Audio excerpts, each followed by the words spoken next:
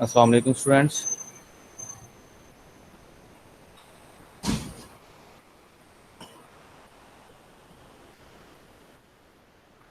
جی بچوں کیسے ہیں؟ آواز آ رہی ہے سب کو؟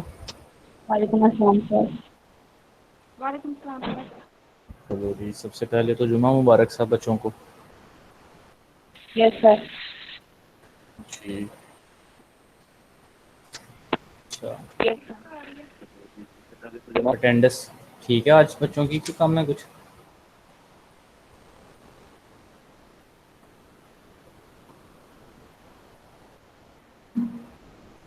ٹھیک ہے، ٹاپک آپ کو مل گیا آج والا. سر کافی حدیث کم ہے. نمبر 7 پڑھنی ہے.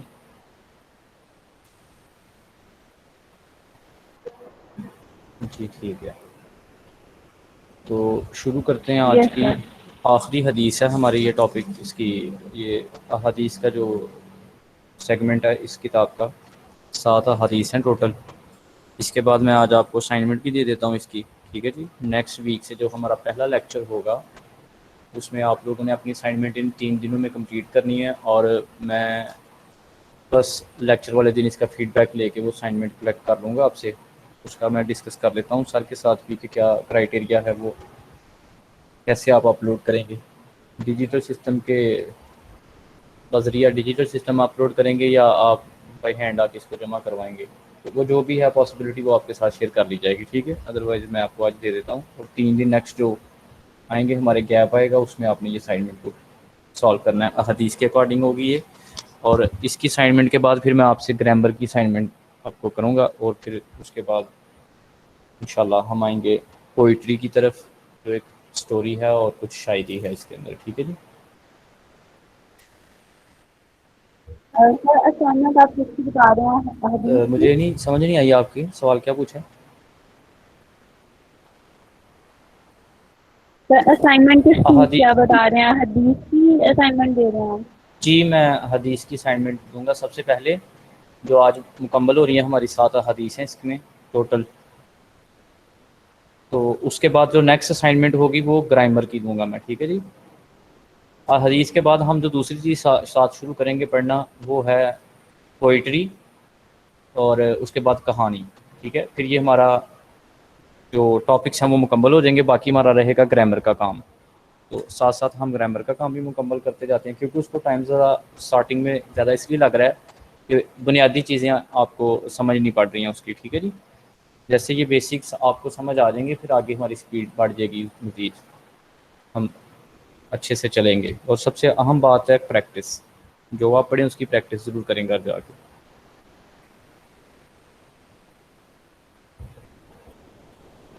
حدیث نمبر 7 آج شروع کرنی ہے ہم نے. انہوں نے کچھ الفاظ دیے ہیں، ان کے میننگز دیے ہیں اسٹارٹنگ میں. ٹھیک ہے، یہ حدیث پڑھنے کے بعد ہم میننگ کرتے ہیں اس کے. پہلے حدیث پڑھ لیں اور اس کے بعد پھر میننگ آئیں گے. جو یہ حدیث مختلف عنوانات پر مشتمل ہے، مطلب کہ اس کے اندر 5 احادیث جو ہیں وہ شامل کی گئی ہیں. مختلف حصے ہیں احادیث کے جو اس ایک حدیث کے اندر شامل کیے گئے ہیں. مختلف عنوانات پر ہے، اور یہ ہماری اخلاقیات کے لیے، ہماری روزمرہ کے معاملات کے لیے. ٹھیک ہے، اسلام چونکہ ایک ضابطۂ حیات ہے، تو ضابطۂ حیات کہتے ہیں زندگی گزارنے کا جو دستور ہے.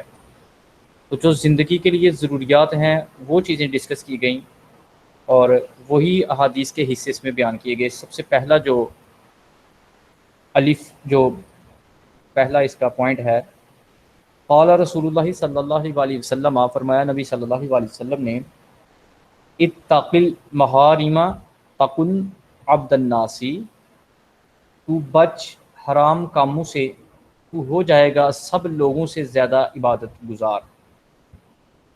اب اس حدیث کا مطلب یہ ہے، ایک تو ہے جو ہم عبادت کرتے ہیں اللہ تعالیٰ کی خوشنودگی کے لیے، اللہ کی رضا کی خاطر، ایک عبادت ہے جس سے ہمیں ثواب ملتا ہے. ایک چیز اور ہے جس میں ہم نے کرنا کچھ نہیں بلکہ بچنا ہے، وہ ہے برائی، ناجائز، حرام چیزیں، ان سے بچنے کا ثواب ہے. ٹھیک ہے، مثال کے طور پہ اگر کوئی شخص راستے سے گزر رہا ہے، ٹھیک ہے، تو کیچڑ سے بچ کے گزرا ہے، بے شک وہ اس کے اپنے فائدے کے لیے تھا۔ کیچڑ سے بچنا انسان کے اپنے فائدے کے لیے تھا، اس کے کپڑے اس نے اپنے بچائے، اپنے آپ کو بچایا۔ اسلام کے اندر مثال یوں لے لیں کہ اس سے بچنا بھی ثواب ہے، وہ بچا اور بچنا بھی ثواب ہے، گزر گیا بے شک۔ اب اگر ایک کامن سینس کی بات یہاں پہ کریں، اگر ہم کیچڑ سے بچے ہیں تو اس میں فائدہ کس کا ہے؟ ہماری اپنی ذات کا ہے، ٹھیک ہے، میرے اس میں میرا ڈریس محفوظ رہا، میں خود محفوظ رہا، اپنے آپ کو میں نے بچایا، تو یہ میرے فائدے کے لیے تھا۔ اگر میں نہ بچتا تو اس میں نقصان بھی میرا تھا۔ اب میں اپنا فائدہ بھی کیا، اس کے اندر بھی اسلام کہتا ہے کہ تو نے ثواب بھی کما لیا۔ اس لیے جو چیزیں ہے ہی برائی، ناجائز، حرام، ان سے بچنے کا ثواب دیا جاتا ہے انسان کو، ٹھیک ہے۔ بیسیکلی ہم صبر کر رہے ہوتے ہیں اس چیز کے اوپر۔ اگر ایک چیز مجھے انلیگل وے سے مل رہی ہے، انلیگل سورس سے میرے پاس آ رہی ہے یا آ سکتی ہے، اٹس پاسبل کہ میں آؤٹ آف وے جا کے کوئی چیز کو حاصل کروں، تو میں حاصل کرنے کی کیپیسٹی بھی میرے اندر موجود ہے، کیپیبلٹی بھی ہے، لیکن میں اللہ کی رضا کے لیے اس کو ترک کر رہا ہوں، چھوڑ رہا ہوں، تو اللہ کہہ رہا ہے کہ میں تجھے اس کا ثواب دوں گا۔ ایک عبادات جو ہم اللہ کی رضا کے لیے فرائض سر انجام دیتے ہیں، نماز پڑھتے ہیں، زکوٰۃ دیتے ہیں، روزہ رکھتے ہیں، اور معاملات جو ہیں، باقی ایک دوسری چیز جو ہم برائیوں سے بچتے ہیں، اس کا بھی اللہ تعالیٰ ہمیں ثواب دیتا ہے۔ اور یہاں پہ یہی بیان کیا گیا، تو بچ حرام کاموں سے تو ہو جائے گا سب لوگوں سے زیادہ عبادت گزار۔ اس کا مطلب یہی ہوا کہ اگر ایک شخص عبادت بھی کرتا ہے اور برے کاموں سے وہ بچتا بھی نہیں، تو وہ عبادت گزار، اس کی عبادت کس طرح سے اس کے کام آئے گی؟ نماز پڑھی، جا کے بے ایمانی کر لی، ملاوٹ کر لی، چوری کر لی، ڈاکہ ڈال دیا، حرام کما لیا، تو وہ نماز کو اگر ٹیلی کریں اس کی برائی کے ساتھ، تو وہ تو ثواب وہیں پہ اس نے ظاہر کر دیا۔ یہاں پہ ایک چیز اور بھی ہے، اس کا ایک مطلب اور بھی ہے، محارمہ کا، شبے والی جگہ بھی ہے۔ اس کی تو تفسیر میں شبے والی جگہ سے بھی بچنا چاہیے۔ مثال کے طور پہ ایسی جگہ جو برائی کی علامت ہے، جس طرح سے میں نے ایک مثال دی تھی، آپ کو شاید یاد ہو کہ کوئی شخص اگر سنیما ہاؤس سے باہر آیا ہے تو دیکھنے والے کیا کہیں گے کہ یہ جناب محترم مووی دیکھ کر آ رہے ہیں، بے شک وہ ٹوائلٹ گیا ہو سنیما ہاؤس کے۔ اس کا مطلب کہ وہ جگہ شبے والی ہے، کہ کوئی انسان اس کے ساتھ اٹیچ ہو، منسوب ہو، اس کی نسبت کی جائے گی تو اس کے ساتھ شبہ کیا جائے گا کہ یہ اس برائی میں مبتلا ہے، ٹھیک ہے۔ تو محارمہ سے مطلب ایک اس کی تفسیر یہ ہے کہ شبے والی جگہ سے بھی بچو، اور ایک واضح حدیث بھی ہے اس کے متعلق کہ مومن شبے والی جگہوں سے بھی بچتا ہے، جہاں پہ برائی کا شبہ پیدا ہوتا ہو، اس کے ساتھ منسوب کی جاتی ہو، اس جگہ سے بھی وہ بچتا ہے، گریز کرتا ہے۔ تو پہلی حدیث کا مطلب یہی کیا کہ اللہ تعالیٰ فرماتا ہے، حدیث میں ہے کہ بے شک اللہ تعالیٰ کی عبادت کے ساتھ جو برائیوں سے بچتا ہے، حرام سے بچتا ہے، شبہ والی جگہوں سے بچتا ہے، وہ لوگوں میں زیادہ متقی پرہیزگار بن جاتا ہے۔ دوسری حدیث، والارض بما قسم اللہ لکا تکن اغنى الناس، اور تو راضی ہو جا جو تقسیم کیا اللہ نے تیرے لیے، تو سب لوگوں سے زیادہ دولت مند ہو جائے گا۔ اس کا مطلب یعنی اللہ کی بخشی ہوئی قسمت پر راضی ہو جانا سب سے بڑی دولت ہے۔ جب ہم شکوہ کرتے ہیں، جو نعمت ہمیں دی جاتی ہے، جب ہم اس کا شکر ادا نہیں کرتے تو وہ نعمت ہم سے چھین لی جاتی ہے، اس نعمت کی ہم قدر نہیں کرتے۔ جو ہمارے پاس آیا، جب تک ہم اس پر راضی رہیں گے ہم دولت مند رہیں گے، کم از کم ہمارے پاس وہ چیز تو موجود ہے نا۔ اس کے اوپر بھی میں نے آپ کو ایک واقعہ سنایا تھا شیخ سعدی کا، جب وہ نکلے تو ان کے پاؤں میں جوتا نہیں تھا، گھر سے نکلے، ان کے دل میں خیال آیا کہ کاش میرے پاؤں میں جوتا ہوتا، میں بازار کی طرف جا رہا ہوں، راستے میں ایک شخص کو دیکھا کہ اس کے پاؤں نہیں تھے، پھر اللہ کا شکر ادا کیا کہ تو نے مجھے پاؤں تو دیے۔ جو کچھ موجود ہے اس کے اوپر اللہ کا شکر ادا کریں، اللہ اس میں برکت بھی عطا کر دے گا، اور ذہنی طور پر بھی ہم مطمئن رہیں گے۔ سب سے بڑی ہماری بے چینی کی اضطرابی کی حالت کب پیش آتی ہے ہمارے ساتھ؟ شکوے اور شکایت کی اور اپنی قسمت کو کوسنے کی کب بات آتی ہے؟ جب ہم بڑی بڑی، اصل میں آج کل ہم ضروریات سے بڑھ کے خواہشات پہ چلے گئے ہیں. ہم اپنی خواہشات کو اپنی ضرورت سمجھتے ہیں. وہ شخص جس کے گھر میں 2 وقت کا کھانا، رہنے کے لیے چھت، پہننے کے لیے کپڑا، ٹھیک ہے، موجود ہے، تو وہ شخص امیر ترین شخص ہے. اب ہم خواہشات جتنی مرضی کر لیں، خواہشات تو ایک بادشاہ کی بھی ادھوری رہ جاتی ہیں اور ضروریات ایک فقیر کی بھی پوری ہو جاتی ہیں. ہم اصل میں آج کل آسائشوں، علائشوں اور خواہشات کے پجاری ہیں. اگر ہماری کوئی آسائش، ہماری خواہش کوئی پوری نہ ہو، ہم سمجھتے ہیں کہ یہ ہماری یہ ہمارا بیسک رائٹ تھا جو پورا نہیں ہوا.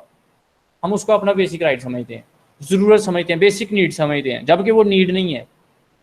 مثال کے طور پہ ہمارے پاس ایک ڈریس موجود ہے. اب عید آ گئی ہے یا کوئی فنکشن آ گیا ہے، ہم یہ بات سمجھ کے کہ یہ ڈریس تو میں نے پیچھے فنکشن پہ بھی پہنا تھا، لوگوں نے دیکھا ہوا ہے، تو ہم اپنا رائٹ سمجھتے ہیں کہ پیرنٹس کو ہم فورس کرتے ہیں کہ ہمیں نیا ڈریس چاہیے. پیرنٹس کہتے ہیں بھائی آپ کے پاس تو ڈریس موجود ہے. ہم اپنا بنیادی حق سمجھتے ہیں کہ یہ ڈریس میں نے پہن لیا ہوا ہے، اس لیے میرا حق یہ ہے کہ میں اب نیا ڈریس لوں، جبکہ ضرورت ہماری وہ پوری کر رہا ہے. ٹھیک ہے، ایک مثال کے طور پہ میں نے آپ کو یہ بتا دی. اسی طرح کوئی اور مثال بھی ہم جتنی مرضی لے لیں، ہم خواہشات کو اپنی ضروریات سمجھتے ہیں.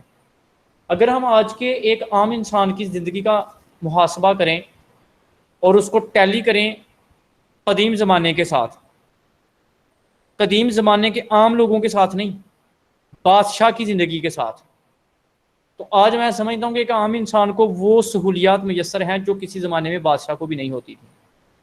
مثال کے طور پہ ایک فنگر ٹچ کے نیچے آپ کے یہ کولنگ ہے، فین، گرمی کے اندر ٹھنڈی ہوا میسر ہے، ایک عام انسان کو بھی فین کی صورت میں میسر ہے.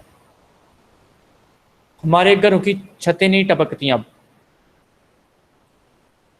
ہمیں گھر بناتے ہوئے سالوں نہیں چاہیے جس طرح سے بادشاہوں کو قلعے بناتے ہوئے سالوں چاہیے تھے. ہمیں بہترین لباس آج کے دور میں میسر ہے. بہترین ٹیلر جو اس کو بڑا خوبصورت انداز میں سٹچ کرتے ہیں بہترین ڈیزائن کے ساتھ، جو کہ بادشاہوں کو بھی میسر نہیں تھے. کھانے یقینی طور پر آج کے دور کے اندر جس طرح کے کھانے عام انسان کو میسر ہیں اور گیس کی سہولت موجود ہے، تو کیا یہ چیزیں ساری اگر دیکھیں، بہترین سواری آج کے زمانے کے اندر عام انسان کو میسر ہے. بہت کم وقت میں بہت لمبا سفر کر لیتے ہیں ہم. کیا یہ چیزیں، مواصلات، کمیونیکیشن سسٹم آج کے دور کا، یہاں پہ بیٹھ کے ایک سیکنڈ میں ہم کال ملا سکتے ہیں کہیں بھی دنیا کے اندر. گلوبل ولیج ہے. اس وقت تو کئی بادشاہ کو اپنا پیغام پہنچاتے ہوئے کئی مہینے لگ جاتے تھے دوسری ریاست میں، دوسری سلطنت میں، دوسری جگہوں پہ. کمیونیکیشن سسٹم آج کا، ٹھیک ہے، ٹریولنگ آج کے دور کی، جتنی بھی جس چیز کے اوپر بھی آپ بات کر لیں، ایک عام انسان کو یہ سہولت میسر ہے کہ قدیم زمانے کے اندر بادشاہ کو بھی وہ سہولت میسر نہیں تھی. تو اس لیے ہم کیا کر رہے ہیں، ہم اپنی خواہشات کو اپنی ضروریات سمجھتے ہیں، بیسک رائٹ سمجھتے ہیں، اور ہم سمجھتے ہیں کہ ہماری یہ خواہش پوری نہیں ہوئی تو ہماری حق تلفی ہوئی ہے. ہم اللہ سے شکوہ شروع کر دیتے ہیں. ٹھیک ہے، جو اللہ نے ہمیں دیا اس پر راضی ہو جائیں، ہم اپنی زندگی سے بھی مطمئن ہو جائیں گے اور ہم اپنے آپ کو دنیا کا مالدار شخص بھی تصور کرنا شروع کر دیں گے، امیر ترین بھی. ٹھیک ہے، اور سب سے بڑی بات، اس کو فانی سمجھیں گے تو فنا ہونے والی چیز سمجھیں گے. ٹھیک ہے، اگر شکوہ کریں گے تو پھر ہم لامحدود شکایتیں کر سکتے ہیں، اس کی کوئی لمٹ ہی نہیں ہے. بنیادی طور پر ہم کیا کر رہے ہوتے ہیں، ہم اپنے رائٹس کو کسی چیز سے کمپیریزن کرتے ہیں دوسرے لوگوں کی رائٹس کے ساتھ، دوسرے لوگوں کی سہولیات کے ساتھ. ہم اپنے آپ کو کمپیریزن کر رہے ہوتے ہیں دوسروں کے ساتھ. سب سے بڑی ناکامی یہی ہے. ہم یہ نہیں دیکھ رہے ہوتے اللہ نے ہمیں عطا کیا کیا ہے، ہم یہ دیکھ رہے ہوتے ہیں دوسرے کو کیا ملا ہے.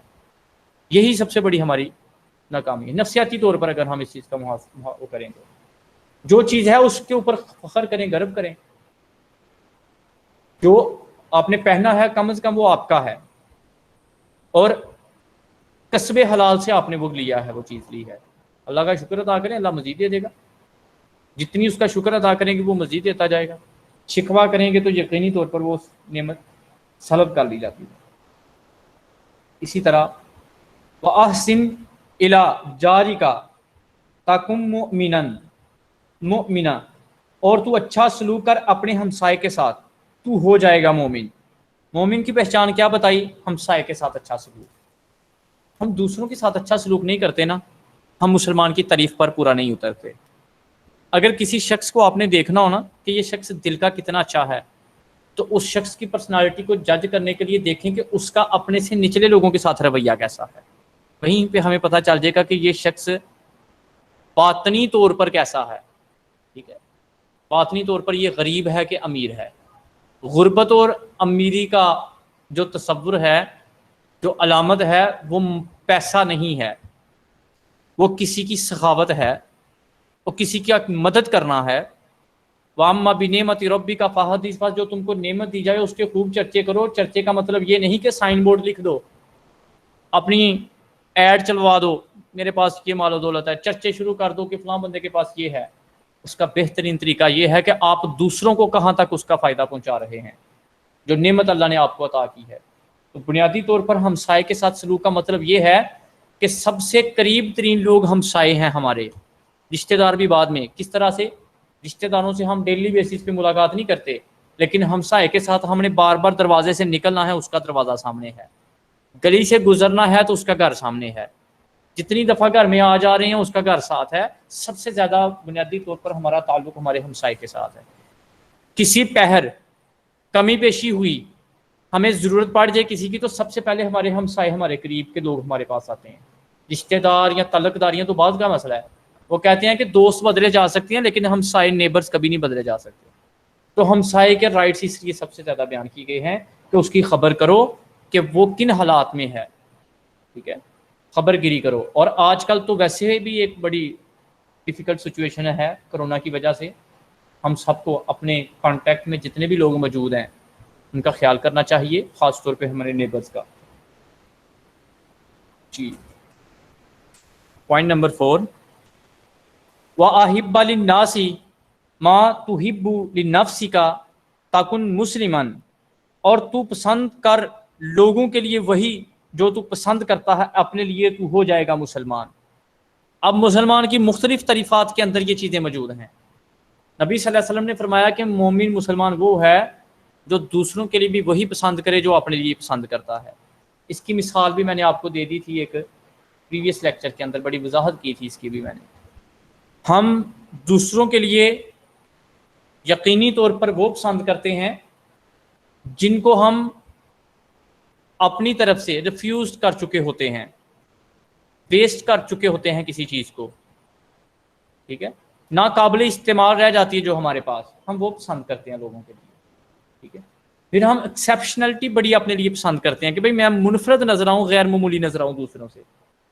ٹھیک ہے، اس کے لیے پھر آپ طرح طرح کے حربے استعمال کرتے ہیں۔ اگر میں چاہتا ہوں کہ میرے ساتھ لوگ اچھا سلوک کریں تو پھر مجھے بھی دوسروں کے ساتھ اچھا سلوک کرنا چاہیے نا، کیونکہ وہ نیوٹن کی تھیوری ہے، action is equal to reaction, کہ جس طرح کا ہم عمل کریں گے ویسا ہی رد عمل آئے گا۔ تو ہم اپنے لیے تو اچھا پسند بہت اچھا کرتے ہیں، لیکن ہم دوسروں کے لیے کیا؟ میں چاہتا ہوں میرے ساتھ دوسرے لوگ عزت سے پیش آئیں، خود میں کتنا عزت سے پیش آتا ہوں مجھے اپنا محاسبہ کرنا چاہیے۔ میں کہتا ہوں کہ دوسرے لوگ مجھے وقت پڑنے پر میری مدد کریں، خود میں کب تک ان کی مدد کے لیے جاتا ہوں مجھے اپنا محاسبہ کرنا چاہیے۔ میں کہتا ہوں راستے میں گزرتے ہوئے لوگ مجھے سلام کریں، میں کتنے لوگوں کو سلام کرتا ہوں مجھے اپنا محاسبہ کرنا چاہیے۔ ٹھیک ہے، میں کہتا ہوں کہ میری رائے کو مقدم سمجھا جائے، میں یہ سمجھتا ہوں، اب میں یہ سمجھوں کہ میں دوسرے کی رائے کو کتنا مقدم سمجھتا ہوں۔ زندگی کے ہر پہلو پر یہ جتنی بھی احادیث ہم پڑھتے ہیں یہ لامحدود ہیں، یہ لامحدود ہیں، لامتناہی ہیں، ہم زندگی کے ہر شعبے کے اندر ان کو اپلائی کر سکتے ہیں۔ یہ اسپیسیفک نہیں ہوتی۔ نبی صلی اللہ علیہ وآلہ وسلم کی زبان اقدس سے نکلے ہوئے الفاظ محدود نہیں ہے کسی انسان کی زندگی کے لیے، لامحدود ہیں۔ جس طرح سے مساوات، برابری، میانہ روی، ٹھیک ہے، یہ سارے وہ اعمال ہیں جو انسان کی لامحدودیت کے لیے جاتے ہیں، ہر شعبے کے اندر کام آتے ہیں، ہر جگہ پہ انسان کے لیے کام آتے ہیں۔ تو یہ لامحدود، یہ نبی صلی اللہ علیہ وسلم کے زبان اقدس سے نکلے ہوئے فرامین ہیں کہ تو وہ پسند کر دوسروں کے لیے جو تو اپنے لیے پسند کرتا ہے. اس کا آخری حدیث کا حصہ ولا تکرث الضاحک فإن کثرۃ الضاحک تمیت قلبا، اور تو زیادہ نہ ہنس کیونکہ زیادہ ہنسی مردہ کر دیتی ہے دل کو. اب ہم اس چیز کے اوپر بھی محاصرہ کریں. دل سخت کب ہوتا ہے؟ اس کی بے شمار علامات ہیں. ٹھیک ہے، قبر کے اندر جا کے قبروں کی عزت کو پامال کرنا، قبرستان میں بیٹھ کے دنیاوی باتیں کرنا، مسجد میں بیٹھ کے دنیاوی باتیں کرنا، جنازے کے ساتھ چلتے ہوئے دنیاوی باتیں کرنا.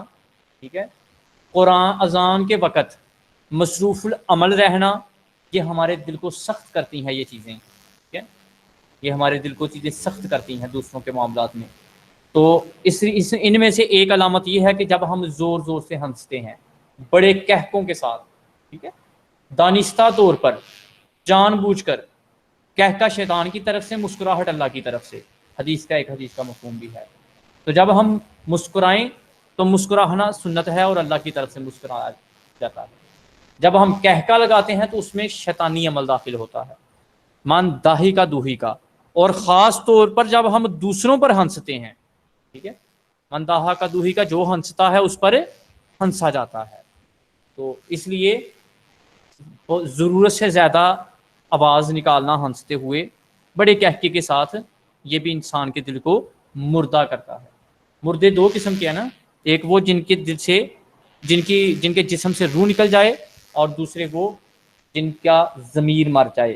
تو ضمیر بنیادی طور پر انسان کی وہ آواز ہے جو اس کو جھنجھوڑتی ہے. تو جب ضمیر ہی مر جائے تو کون سی آواز اس کو جھنجھوڑے گی؟ ٹھیک ہے، تو اس لیے دانستہ طور پر بھی اور نادانستہ طور پر بھی ہمیشہ کوشش یہ کرنی چاہیے کہ ہنستے وقت ہماری کم از کم آواز نکلے، کہکا نہ لگے، اور دوسروں پر تو بالکل بھی نہ ہنسا جائے. ٹھیک ہے، دوسروں پہ بالکل بھی نہ ہنسا جائے جو ان کے دل کو تکلیف پہنچاتی ہے، ان کی دل آزاری کرتی ہے جو ہماری مسکراہٹ. ایک میں آپ کو نفسیات کی بات یہاں پہ ایک اور بتا دیتا ہوں. نفسیات یہ کہتی ہے کہ اگر آپ نے کسی شخص کو جج کرنا ہے کہ وہ شخص دل کا کس طرح کا ہے، تو اس کی ہنسی کو جج کرو، وہ ہنستا کس بات پر ہے. یہ ایک بڑی لاجیکل بات ہے نفسیات کی، اور حدیث کے اندر بھی اس کا ذکر ہے. ہماری ہنسی ہمیں بتا دیتی ہے کہ یہ شخص کس کیٹیگری کا ہے. ٹھیک ہے، اس لیے محفل کے اندر زبان، اور جلوت کے اندر، محفل کے اندر زبان، خلوت کے اندر، تنہائی کے دل اندر اپنا دل اور دماغ ان پر قابو رکھنا چاہیے انسان کو. جی مجھے کوئی بتائے، کسی کا کوئی سوال ہو.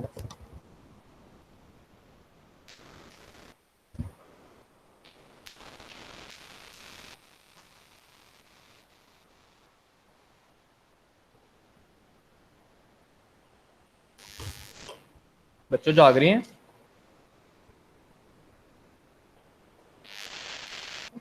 یس سر، کلیئر. اچھا، کوئی اور بوائز میں سے؟ سر وہ میں نے لاسٹ ٹائم بھی یہ پوچھا تھا، لیکن آپ نے بتایا تھا کہ مطلب اس کی تشریح نہیں لکھنی، تو لیکن ہمیں بتا دیں کہ مطلب حدیث کو کس طرح سے لکھنا ہے، صرف ترجمہ لکھنا ہے یا کچھ اور بھی کیا کیا چیز ہونی چاہیے؟ مطلب جی میں نے اسٹارٹنگ میں سارا طریقہ کار پیپر میں. آپ کے ساتھ وہ شیئر کیا تھا کہ پیپر کس طرح کا آئے گا. میرا خیال آپ پریزنٹ تھی فرسٹ ڈے جس دن میں نے پیپر نہیں، پڑھنے. پیپر میں تو حدیث آئے گی، لیکن ہم صرف حدیث کا ترجمہ لکھ دیں گے. یہ میں آپ کو نا، میرے سامنے پیپر پڑا ہوا ہے پنجاب یونیورسٹی کا، بک کے آخر پہ میں آپ کو اس کے اکارڈنگ ہی بتاتا ہوں. پہلا سوال انہوں نے دیا، یہ پیپر آپ کا ہے 50 نمبر کا. ٹھیک ہے، وقت اس کا 1 گھنٹہ 30 منٹ دیا گیا ہے. پہلا سوال ہے، سارے سوالات لازمی ہیں اس کے اندر. درجہ اجزاء میں سے 2 اجزاء کا ترجمہ انگلش میں یا اردو میں کریں. اب 3 جز کیا دی، اجزاء کون سے ہیں؟ پہلا اس کا حصہ ہے جملوں پر مشتمل ہے. پہلا سوال ہے یہ، ٹھیک ہے، یہ اس کی 3 جزیں ہیں. آگے پہلا حصہ اس کا جو جملے ہیں، جیسے حاضی حدیقۃ المنزلہ، حالت طالب طیب، اکرم الجارم من الایمانی، یہ جملے ہیں 10، ان کی ٹرانسلیشن کرنی ہے. ٹھیک ہے جی، پہلا سوال، پہلی جز پہلے سوال کی. دوسری جز میں انہوں نے کہا ہے 2 احادیث دی گئی ہیں. دو احادیث آپ نے کرنی ہے، یہ دوسری جز ہے اس کی، اور جز 3 ہے، اس میں سے 2 کرنی ہے آپ نے، ٹھیک ہے، آپشن کے طور پہ ایک۔ اور تیسرے جو انہوں نے دی ہے چیز، وہ ہے سٹوری جو ہم نے پڑھنی ہے نا بک کے اندر، اس میں سے ایک پیراگراف دیا گیا ہے، اس پیراگراف کی ٹرانسلیشن کرنی ہے، ٹھیک ہے، حدیث کا ترجمہ کرنا ہے۔ اور بعض دفعہ یہ پیپر چینج کرتے ہیں، یہ میں نے دیکھے ہیں پیپر ان کے 4-5 سالہ، بعض دفعہ یہ ٹرانسلیشن کے ساتھ جو فوائد نہیں ہم پڑھ رہے ہیں حدیث کے آخر پہ، وہ بھی پوچھ لیتے ہیں کہ اس حدیث کا ترجمہ کریں اور 3 لغت میں سے فوائد بتائیں جو اس حدیث میں بیان کیے گئے انسان کی پرسنالٹی کے لیے، ہماری ہیومن ڈیولپمنٹ کے لیے، ٹھیک ہے، بعض دفعہ انہوں نے وہ بھی پوچھا ہے۔ تو اس لیے ہم کیا کر رہے ہیں، ہم ترجمے کے ساتھ تشریح بھی کر رہے ہیں، اور ساتھ اس کے جو آؤٹ کمز ہیں اس میں سے جو ہمارے لیے بہت زیادہ فائدہ مند ہیں، وہ پوائنٹس جو ہم اپلائی کرنے ہیں اپنی لائف کے اندر، جس طرح سے 3-3 4-4 پوائنٹس ہم نے ہر حدیث کے آخر سے پڑھے ہیں، وہ بھی ساتھ پڑھ رہے ہیں کہ پیپر جس طرح سے مرضی پوچھ لیں وہ حدیث، ہمیں وہاں پہ جا کے پرابلم نہ ہو۔ کلیئر؟ یس سر۔ جی، یہ 3 اجزاء تھے، ان میں سے ہم نے 2 جز کرنی جا کے آپ نے پیپر میں، ایک آپشن ہے وہ چاہے اچھا آپ سر، اب جیسے مطلب اس میں یہ احادیث ہے اور ہم نے صرف اس کا ترجمہ ہی لکھنا ہے، ٹھیک ہے، جی تو ترجمہ تو احادیث کے ساتھ لکھا ہوا ہے، تو پھر ہم اسائنمنٹ کس چیز کی بنائیں گے؟ اسائنمنٹ کا یہ ہے کہ جو آپ نے، اب وہ اسائنمنٹ آپ نے اوپر سے دیکھ کے تو نہیں بنانی، آپ کو زبانی کرنی ہے نا، پہلے اس کو یاد کریں گے، ٹھیک ہے، میری طرف سے جو کویسچنز آئیں گے کہ اسائنمنٹ مین اسیسمنٹ کہہ لو اس کو، اسائنمنٹ نہ کہیں، اسیسمنٹ کہہ لیں۔ ٹھیک ہے، ٹھیک ہاں، ہے، جو مطلب ایک عربی ٹیسٹ کے متن، طور پہ۔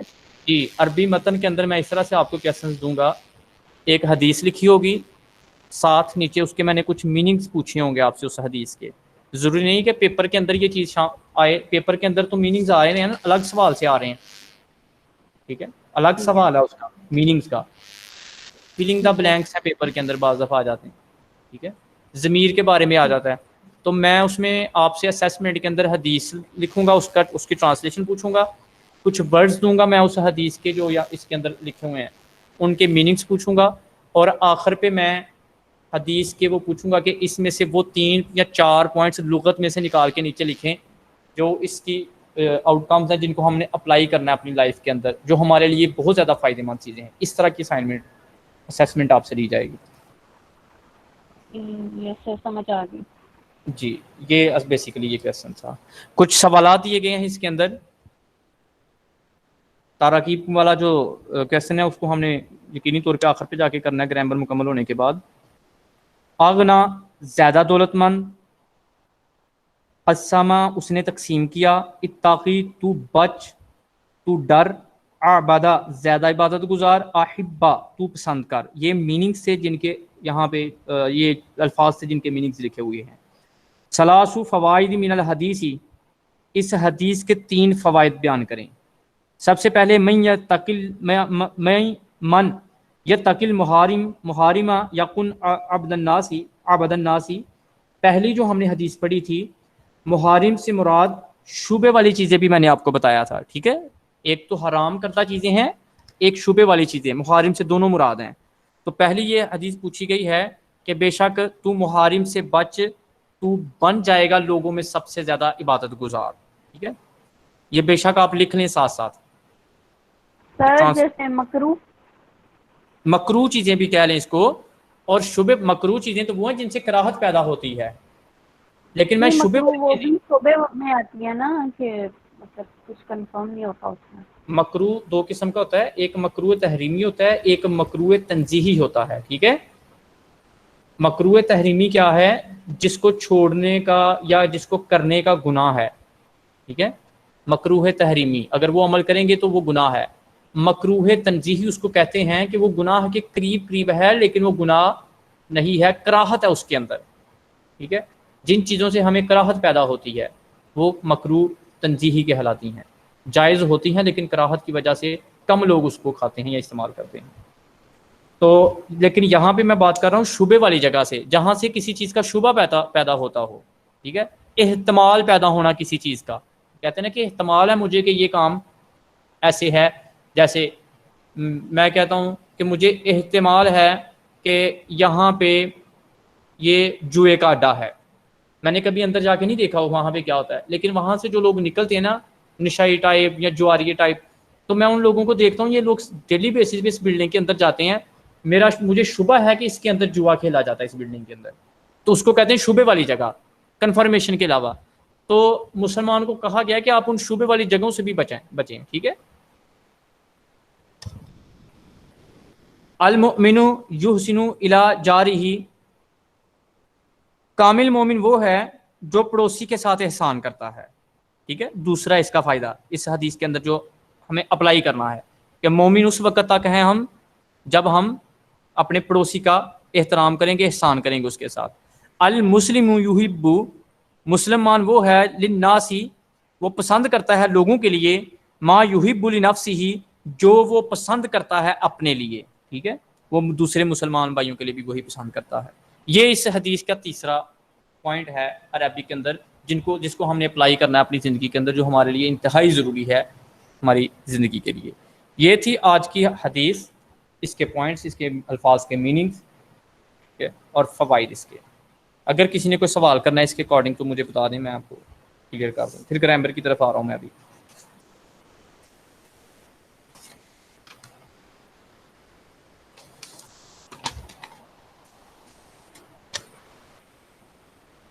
Have you any question? No sir. Okay, thank you.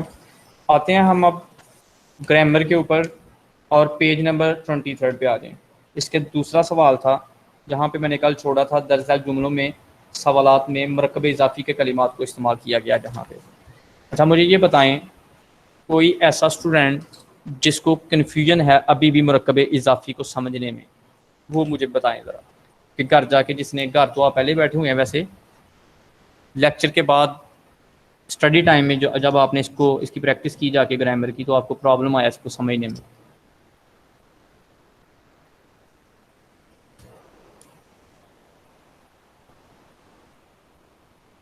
کل ایک اسٹوڈنٹ تھی جو کہہ رہی تھی کہ میں سر گھر جا کے پڑھوں, اس میں فری ٹائم پہ جا کے پڑھوں گی تو پھر مجھے کلیئر ہوں گی چیزیں. جی جی آپ کی سر, میرے آواز نیٹ کی پرابلم ہے, اس وجہ سے ریپلائی نہیں آپ کو دے سکی. جب آپ سر جب آپ بتا رہے تھے تب کی سمجھ آ گئی تھی, تو نیٹ پرابلم کی وجہ سے آپ کو میں ریپلائی نہیں تھی کر سکی.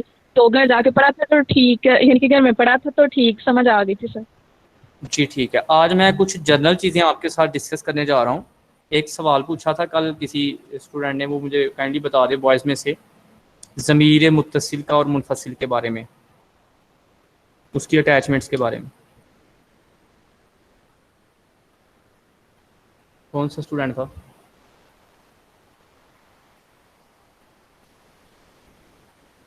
جی سر.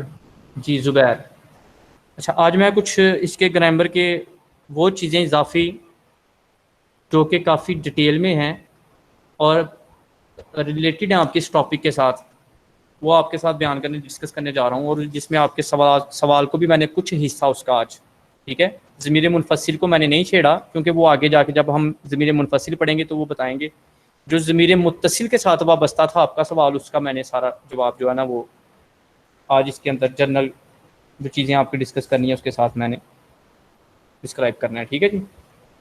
یس سر. سب سے پہلے میں نے آپ کو کل بتایا تھا کہ مرکب اضافی کی تعریف وہ میں نے بتا دی تھی. 2 کلمات پر یہ مشتمل ہوتا ہے, ٹھیک ہے, اور یہ ما تقدیر حرف جر کے ساتھ ملا ہوا ہوتا ہے. حرف جر میں نے بتایا تھا نا, قا کی کے, اس کے اندر جو ٹرانسلیشن کی جاتی ہے, اس کا پہلا لفظ اس کا مرکب اضافی کا وہ مضاف ہوتا ہے جس کی نسبت کی جاتی ہے, اور دوسرا حرف مضاف علیہ ہوتا ہے جس کی طرف نسبت کی جاتی ہے. اردو کے برعکس ہے یہ, ٹھیک ہے, اردو کے برعکس ہے.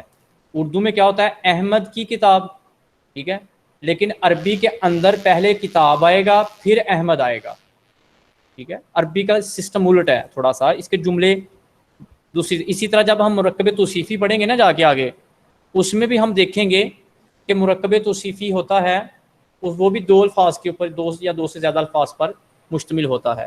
تو اس میں بھی موصوف بعد میں آتا ہے، صفت پہلے آتی ہے، لیکن اردو کے اندر موصوف پہلے آتا ہے، صفت بعد میں آتی ہے. جس طرح سے احمد اچھا ہے، اچھا لڑکا ہے، احمد موصوف ہے اور اچھا ہونا اس کی صفت ہے.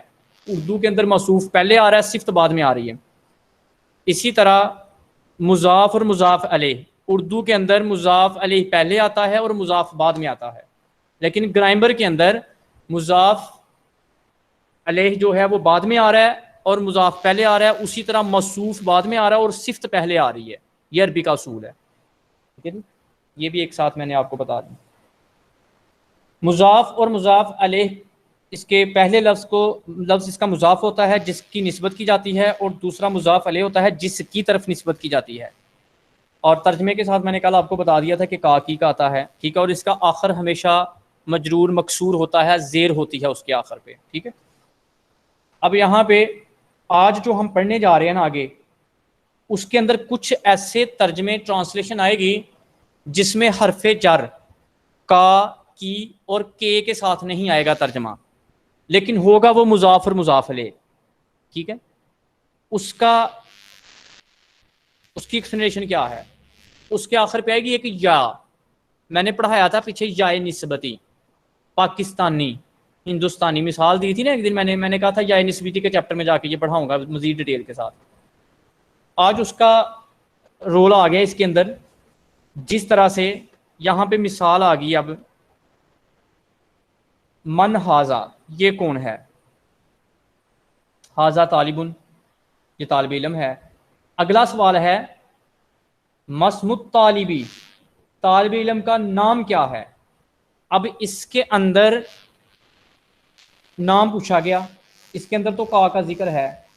اسی طرح اسم الطالبی، طالب علم کا نام محمود ہے.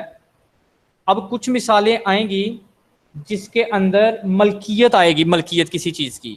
ٹھیک ہے، اب جو ملکیت کے لیے کیا آتا ہے؟ یا نسبتی. ٹھیک ہے، اسمی، میرا نام. ٹھیک ہے، اب میرا نام، اسمہ، اس کا نام. ٹھیک ہے، اسی طرح اسمہا، اس لڑکی کا نام. تو یہ جو ہا ضمیر ہے بنیادی طور پر یہ مضاف علیہ ہے، اور جس کے اندر کا ترجمہ نہیں اور اس کے اندر ملکیت آ رہی ہے ضمیر کے ساتھ کسی چیز کی، یا نسبتی، تو یا آنے سے وہ مضاف اور مضاف لے بن جاتے ہیں. ٹھیک ہے، بے شک کا اور کی ٹرانسلیشن نہ بھی آئے، لیکن یا نسبتی آ گئی ہے تو وہ مضاف علیہ کی سینس میں آ جائے گی، ضمیر متصل یا نسبتی. ٹھیک ہے، یہ ایک اضافی اس کے اندر یہ چیز آئی تھی. کچھ مثالیں آئیں گی اس میں، کوئی ایگزامپلس جن کے اندر کا کانسیپٹ تو نہیں ہوگا، البتہ اس کے اندر ملکیت کا کانسیپٹ ہوگا اور یا نسبتی ذکر کی جائے گی. اچھا جی، اگلا ضمیر متصل کے بارے میں آپ نے پوچھا تھا کہ یہ فعل، حرف اور اسم کے ساتھ جب آتی ہے تو ان کا کیا رول بنتا ہے. ضمیر متصل میں نے بتایا تھا کہ جو لفظ کے ساتھ مل کے آئے اس کو ضمیر متصل کہتے ہیں. متصل کا مطلب ہوتا ہے جوائنٹ ہونا، ملا ہوا ہونا. ٹھیک ہے، کسی چیز کے ساتھ. اور منفصل کا مطلب ہی یہی ہے، جدا ہونا. جس طرح سے قل هو اللہ احد، ٹھیک ہے، وہ اللہ. اب ہوا کا مطلب الگ سے ضمیر بیان کی گئی ہے اس آیت کے اندر، اور یہ ضمیر منفصل ہے. ٹھیک ہے، قل هو اللہ، هو اللہ. اب ہو ضمیر جو ہے یہ موجود ہے آیت کے اندر، مخفی نہیں ہے، تو یہ ضمیر منفصل ہے. اس کی ڈیٹیل میں ہم نہیں جائیں گے، یہ ضمیر منفصل کے چیپٹر میں جا کے پڑھیں گے. صرف میں نے آپ کو ڈیفرنس بتایا منفصل کا اور متصل کا. متصل کا مطلب جو لفظ کے ساتھ جڑ کے آئے. اچھا، جب یہ ضمیر متصل جب یہ فعل کے ساتھ آتی ہے تو یہ مفعول بن جاتی ہے.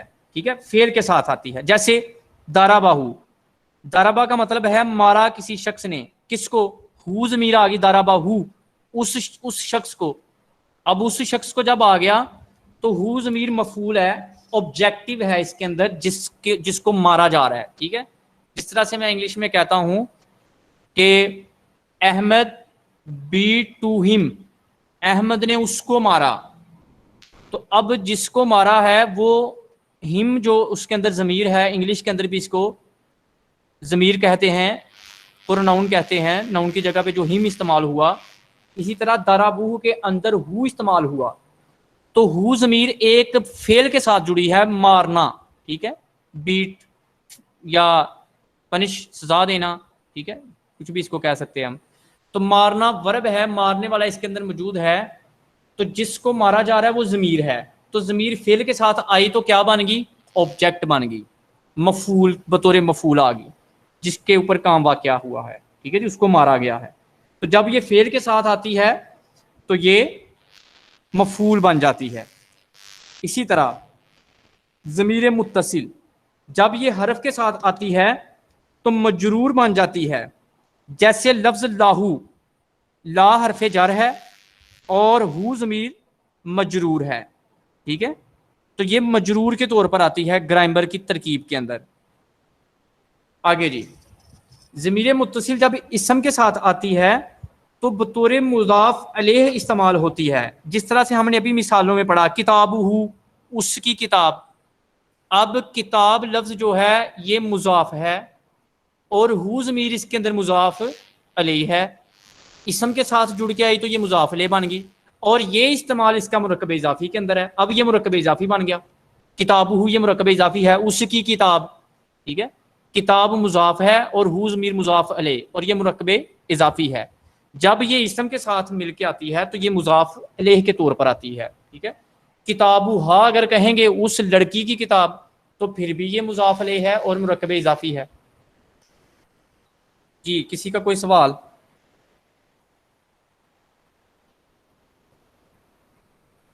آپ نے پیچھے میں نے پڑھایا ہے اگر ضمیر متصل حرف کے ساتھ آئے تو یہ مجرور بنتی ہے، ٹھیک ہے. جیسے اب لفظ مجرور کس کو کہتے ہیں یہ بھی میں آپ کو ڈیفائن کر دیتا ہوں، ٹھیک ہے. لفظ مجرور کہتے ہیں جس طرح سے، ایک مثال اور سے میں آپ کو سمجھاتا ہوں. فی المسجدی، فی، اب حرف جر جو ہیں، حروف جر یہ کافی ہیں، ٹھیک ہے. میں، فی کا مطلب میں، علا کا مطلب پر، لا کا مطلب نہیں، ٹھیک ہے. اسی طرح من کا مطلب سے، یہ ساری حروف جر ہیں، ٹھیک ہے. اب حروف جر میں سے کوئی حرف کسی لفظ کے ساتھ جب آ جائے تو وہ حرف جر ہوتا ہے اور اس کے ساتھ آنے والا لفظ مجرور ہوتا ہے، اور مجرور کے آخر پر ہمیشہ زیر ہوتی ہے، کسرہ ہوتا ہے. فی المسجدی، اب فی کا مطلب مسجد میں، تو فی کیا ہے؟ مجرور. فی کیا ہے؟ جر، حرف جر. مسجدی کیا ہے؟ مجرور. یہ جار اور مجرور ہیں. تو مسجدی، مسجدی کے آخر پہ زیر ہے تو یہ ہمیشہ کسرے کے ساتھ آتا ہے مجرور اس کا، ٹھیک ہے. یہ مثال تھی اوپر ضمیر کی. یہ اضافی چیزیں تھیں جو آپ کے سوال کے ساتھ میں نے اٹیچ کر دی ہیں آج. ادروائز جو ہم پڑھ رہے تھے اس وقت آپ کے سلیبس کے اندر یہ چیزیں شامل نہیں تھیں، اور یقینی طور پر یہ گرامر کے وہ حصے ہیں جو کافی لینتھی ہیں، بعض دفعہ بچے اس سے کنفیوز بھی ہو جاتے ہیں ان چیزوں سے. تو ہم پڑھ رہے ہیں بنیادی طور پر جو چیزیں ہمارے سامنے گرامر اس میں آ رہی ہیں، تو اگر کوئی سوال کرتا ہے تو پھر ہم اس کی ڈیٹیل میں بھی جا سکتے ہیں جس طرح سے ہم نے آج یہ بیان کی ہیں. جی زبیر، کچھ سمجھ آیا آج کا یہ جو آپ کا سوال تھا؟ یس سر. کلیئر ہو گیا اب؟ یس سر. چلیں جی پیج نمبر 23 پہ آ جائیں. سوال ہے درج جملوں میں سوالات میں مرکب اضافی کے کلمات کو استعمال کیا گیا ہے مختلف انداز کے اندر. پہلے دو کو چھوڑیں، اگلے پہ آ جائیں. مس مطالبی، طالب علم کا نام کیا ہے؟ اچھا، جو حروف استفہامیہ ہوتے ہیں نا، سوالیہ، یہ حروف مضاف اور مضاف علیہ نہیں ہوتے، نہ یہ مرکب اضافی میں شامل ہوتے ہیں، ٹھیک ہے. یہ اس کو حروف استفہامیہ کہتے ہیں جو جملے کو سوالیہ بناتے ہیں. ان کا کوئی رول نہیں ہے مرکب اضافی کے اندر، نہ یہ مضاف ہوتے ہیں یا نہ یہ مضاف علیہ ہوتے ہیں. یہ صرف اسی طرح اس میں اشارہ بھی، یہ بھی مرکب اضافی میں شامل نہیں ہوتے. اب مس مطالبی کے اندر طالب علم کا نام، اسم اور طالب علم یہ مضاف اور مضاف علیہ ہیں، ٹھیک ہے. طالب علم کا نام، ترجمہ کیا بنا؟ طالب علم کا نام. کیا لفظ نے اس کو سوالیہ بنایا ہے؟ اس کے اندر مضاف اور مضاف علیہ کیا ہے؟ اسم الطالبی، طالب علم کا نام. اگلے اس کا جواب کیا ہے؟ اسم الطالبی، طالب علم کا نام محمود، محمود ہے. اس کے اندر مضاف اور مضاف علیہ کیا ہے؟ مرکب اضافی، اسم الطالبی، طالب علم کا نام، ٹھیک ہے جی. اسی طرح حالت طالب بخیری، اب اس کے اندر صرف طالب لفظ جو ہے، کیا طالب علم خیریت سے ہے؟ نعم الطالب بخیری، ہاں طالب علم خیریت سے ہے. ما حال الطالبی، اب ان 3 جملوں کے اندر حال، طالب علم کا حال، طالب علم کا حال کیا ہے؟ اب حال الطالبی یہ مرکب اضافی ہے، ٹھیک ہے، طالب علم کا حال. اچھا جی، حالہ طیب. اب یہاں پہ میں آپ سے کچھ پوچھنے لگا ہوں، حالہ طیب کے اندر یہ اس جملے کے اندر مرکب اضافی کیا ہے؟ حالہ طیب، یہ پوچھا نا اس نے سوال، ما حال الطالبی، طالب علم کا حال کیا ہے، تو اس میں نے یہ بھی بتا دیا کہ حال الطالبی مرکب اضافی ہے، طالب علم کا حال. آگے جواب اس کا انہوں نے یہ دیا ہوا ہے حالہ طیب. تو اس میں نے آپ سے پوچھا ہے کہ مرکب اضافی کیا ہے. ابھی میں نے پیچھے بتایا طیب. زبیر گل نے بتایا جی طیبن. اور کوئی آپ میں سے؟ واجد حسین.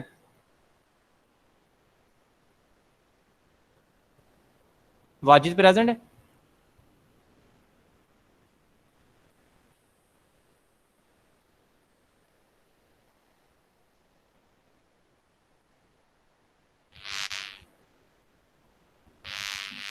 جی. فاطمہ بطول.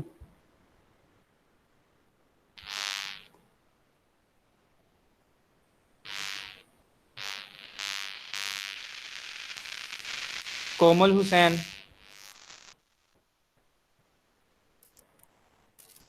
اچھا یہ پریزنٹ ہیں ابھی کہ نہیں یہ اسٹوڈنٹ جن کے میں نام لے رہا ہوں؟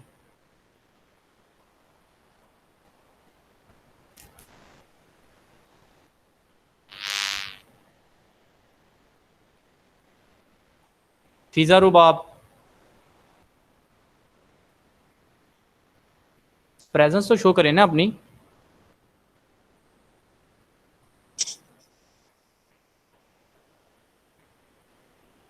جی صاحب. واجد میں نے کویسچن یہ کیا تھا ما حال الطالبی، طالب علم کا حال کیا ہے، اس کا جواب انہیں دیا جی. حالہ طیب. میں نے یہ پوچھا حالہ طیب کے اندر مرکب اضافی کیا ہے؟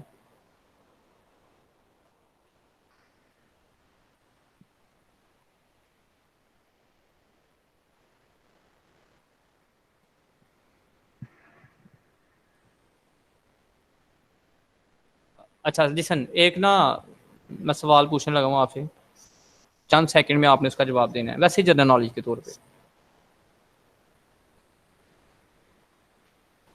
ایک 10 فٹ کی لکڑی ہے، ایک شخص روزانہ اس کا 1 فٹ کاٹ دیتا ہے، تو وہ لکڑی کتنے دن میں کٹے گی؟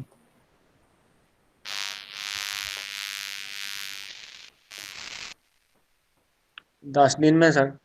گڈ. اور کوئی؟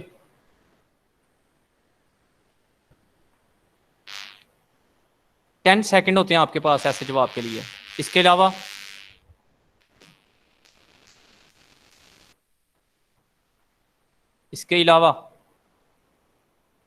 ہماری مہیلائیں بھی موجود ہیں کلاس کے اندر، کوئی کسی کی آواز نہیں آ رہی، کسی کی پریزنس نہیں آ رہی.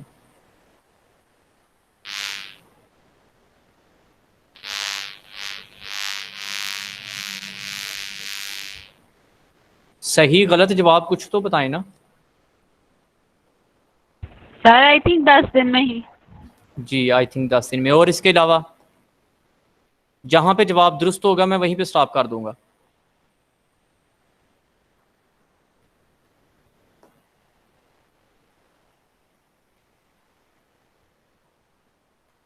بیٹا وہ لکڑی 9 دن میں کٹے گی، کیونکہ وہ پیس 10 فٹ کا ہے، ایک شخص ڈیلی روزانہ اس کا 1 فٹ کاٹ دیتا ہے، تو لاسٹ والا جو فٹ بچے گا جس دن وہ 9 والا اس کا فٹ کاٹے گا تو 1 فٹ ہی بچا پیچھے، اس کا مطلب وہ 9 دن میں کمپلیٹ ہو جائے گا اس کا وہ سارے پیسز. بیسیکلی یہ میں نے ویسے ہی ایک نا وہ آپ کو کلاس میں دوبارہ سے ری ایکٹیو کرنے کے لیے سوال کیا تھا. اس کا مطلب یہ تھا کہ کچھ سوالات ایسے ہوتے ہیں لیکچر کے دوران بچوں جن کا جواب آپ کو منیمم سیکنڈز کے اندر دینا ہوتا ہے، ٹھیک ہے، یعنی کہ 5 سیکنڈ 10 سیکنڈ ہوتے ہیں آپ کے پاس، 12 سیکنڈ ہوتے ہیں. اب میں نے یہ سوال کیا تھا حالہ طیب. سر یہ حالو ہے شاید. حالہ طیب، اس کے اندر حالہ جو ہے اس یہ میں مرکب مرکب اضافی ہے، اضافی ہے. حالہ مرکب اضافی ہے. ابھی میں نے ایک بتایا آپ کو کہ ضمیر متصل جب اسم کے ساتھ آتی ہے تو بطور مضاف علیہ آتی ہے. تو یہاں پہ حالہ اس کا حال، ٹھیک ہے، اس کا حال اچھا ہے. اب لفظ اچھا ہے یہ اضافی ہے اور مرکب اضافی بن گیا حالہ اس کا حال. یہ جملہ مکمل ہو گیا. حال اس کے اندر مضاف ہے اور ہو ضمیر مضاف علیہ ہے. مضاف اور مضاف علیہ مل کے مرکب اضافی.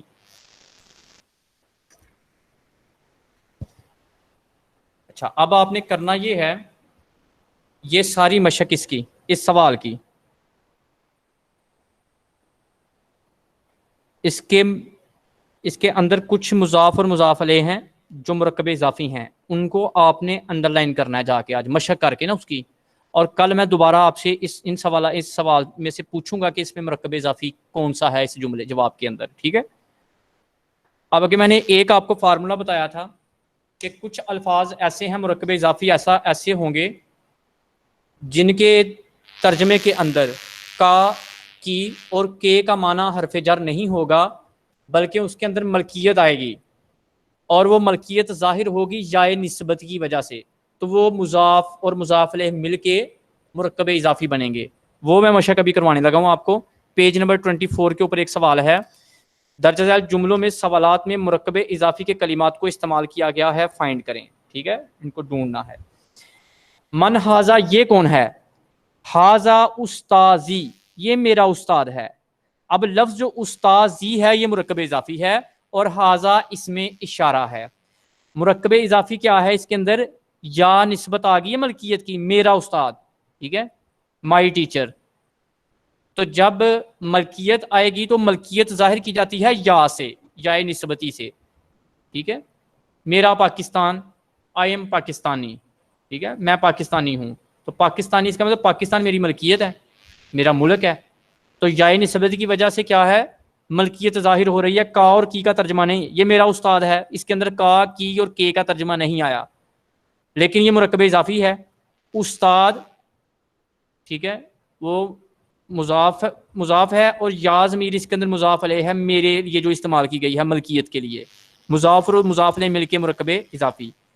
اسی طرح مسمل استاذی، استاد کا نام کیا ہے؟ اب مسمل میں میم الف ما جو ہے یہ حرف استثناء ہے، سوالیہ ہے، اور آگے اسم الاستاذی مرکب اضافی ہے. ٹھیک ہے جی. اس کا جواب اسم الاستاذی، استاد کا نام عبد الرحمن ہے. ٹھیک ہے. اب یہ دو ہے مرکب اضافی. استاد کا نام بھی، عبد الرحمن کا مطلب ہے اللہ کا بندہ.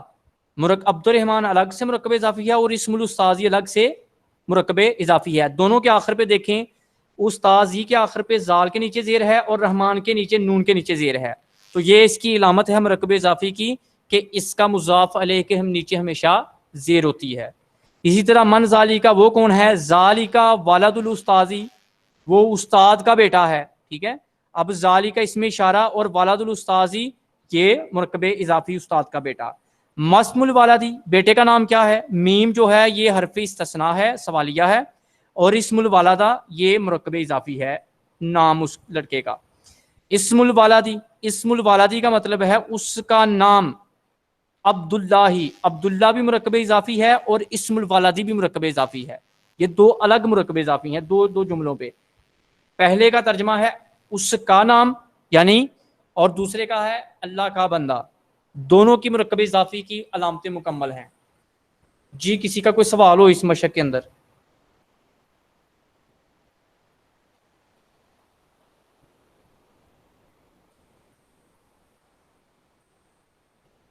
سمجھ آ گئی سب کو؟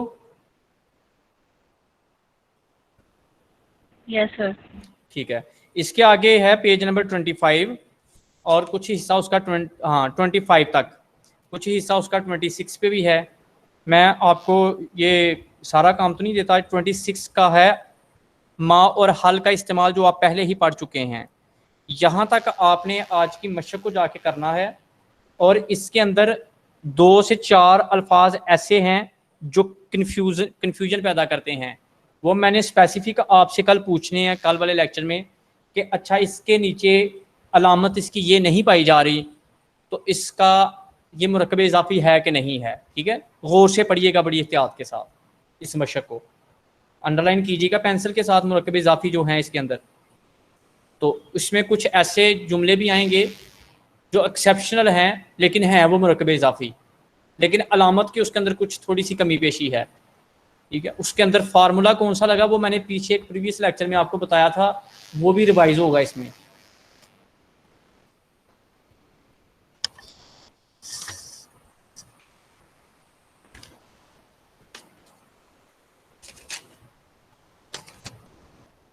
اوکے جی, تھینک یو.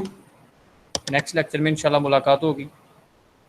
اس کو تیار کر کے آئیں, مشق اس کی کر کے آئیں, بڑا امپورٹنٹ ہے. یہ لسان العربی کا مطلب ہے عربی زبان, اور یقینی طور پر یہ آپ کو بنیادی چیزیں یاد بھی ہونی چاہیے اور اس کا استعمال بھی آنا چاہیے. جب کوئی عربک آپ عبارت دیکھیں, کوئی جملہ دیکھیں, تو اس میں سے کم آپ فائنڈ کر سکیں بنیادی چیزوں کو. ٹھیک ہے, کہ یہ جملہ اس طرح ہے اور اس کی ٹرانسلیشن کچھ اس طرح سے بنے گی. ٹھیک ہے, ورڈز میننگ یاد کرنے کا مطلب یہی ہے, جس طرح سے میں نے فرسٹ لیکچر میں بتایا تھا, کوئی بھی زبان سیکھنے کے لیے دو چیزوں کا ہونا انتہائی ضروری ہے. ایک اس کا سٹرکچر کا آنا, دوسرا اس کا ووکیبلری کا ہونا. ہمارے پاس الفاظ کا ذخیرہ اور الفاظ کا استعمال. تو ورڈز میننگز جو ہیں یہ ہمیں الفاظ کا ذخیرہ دیتے ہیں, اور یہ جو ہم صرف نحو اور صرف اس کی نحو اور صرف کی جو گرامر کی بحث پڑھ رہے ہیں, یہ ہمیں بیسیکلی سٹرکچر فراہم کرتے ہیں جملے بناوٹ کے اعتبار سے اور ان کی ترتیب کے اعتبار سے. ٹھیک ہے, اللہ تعالی ہم سب کا حامی و ناصر ہو. اللہ حافظ.